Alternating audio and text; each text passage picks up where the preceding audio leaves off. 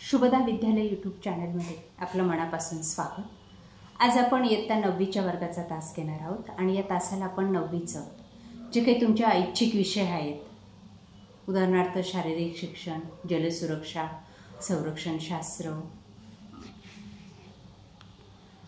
या विषयांचं मूल्यमापन कशा पद्धतीने केलं जातं ते आपण पाहणार आहोत। बघा, सर्वप्रथम आपण शारीरिक शिक्षण या विषयाचं मूल्यमापन पाहू। ही आहे तुमची शारीरिक शिक्षणाची यादी। एकूण 100 पैकी मूल्यमापन तुमचं केलं जातं।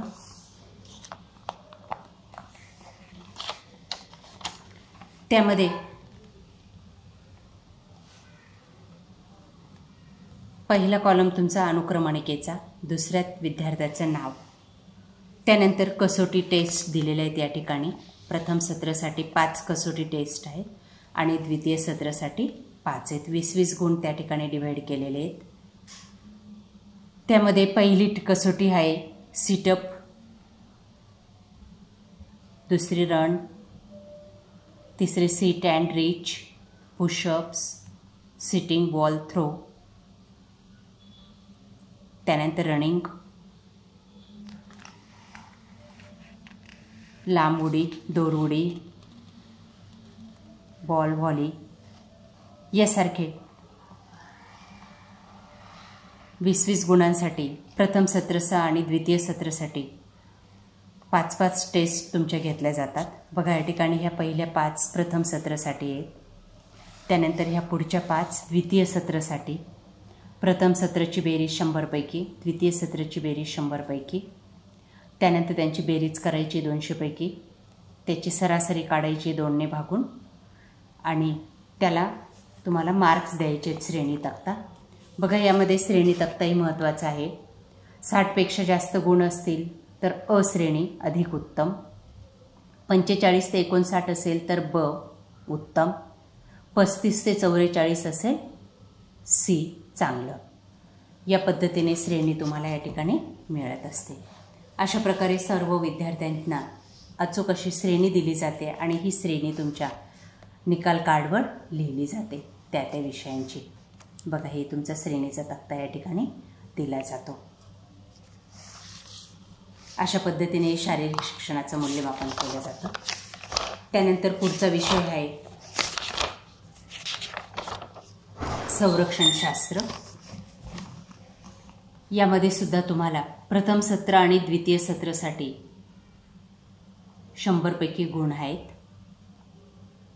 प्रथम सत्रामध्ये लेखी काम आणि प्रत्यक्ष उपक्रमातला सहभाग 40 आणि 60 पैकी वर्गवारी केलेली आहे आणि ती 100 पैकी मार्क्स तुम्हाला या ठिकाणी दिले जातात। द्वितीय सत्राचंही त्याच पद्धतीने 100 पैकी गुण, दोघांची बेरीज केली जाते, त्याला 2 भागितलं जातं आणि सरासरी काढली जाते आणि या सरासरीवरून या दिलेल्या श्रेणी तक्त्यावरून तुम्हाला श्रेणी दिली जाते आणि ही श्रेणी तुमच्या निकाल कार्डवर लिहिली जाते। बघा, ही संरक्षणशास्त्राची यादी। लेखी कामामध्ये तुमचा 40 गुणांचा पेपर घेतला जातो आणि 60 गुण ही तुमची जी काही वही असेल संरक्षणशास्त्राची त्या वहीला मार्क्स दिले जातात आणि तुमचं मूल्यमापन या ठिकाणी अशा पद्धतीने केलं जातं आणि श्रेणीसुद्धा दिली जाते। ही झाली तुमची संरक्षणशास्त्राची यादी। त्यानंतर पुढचा विषय आहे जलसुरक्षा श्रेणी विषय। हा विषय 100 पैकी आहे। बघा, त्या विषयाची यादी, वार्षिक गुण नोंद तक्ता, जलसुरक्षा।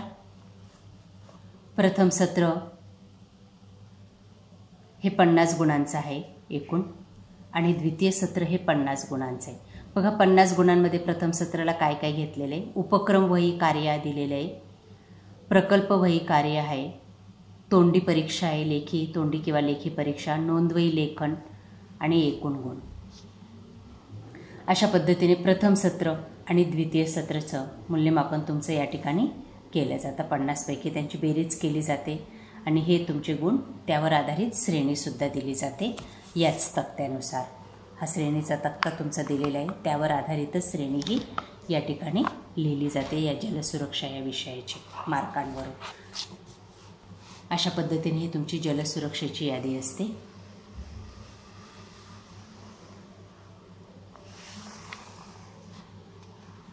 अशा प्रकारे विद्यार्थी मित्रांनो, आज आपण ऐच्छिक विषयांचं मूल्यमापन तक्ता आपण पाहिलेला आहे. यासारखे कोणत्या विषयांचं आपल्याला गुणयादी हवी ते मला कमेंट करून सांगा. थँक्यू.